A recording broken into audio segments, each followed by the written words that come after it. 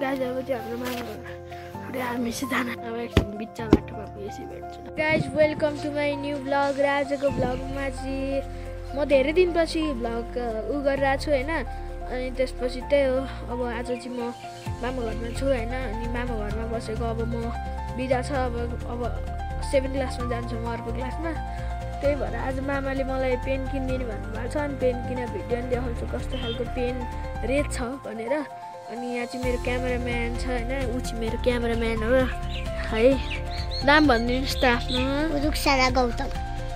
मेरो क्यामेराम्यान हो होइन अनि त्यही हो अहिलेलाई यति है ल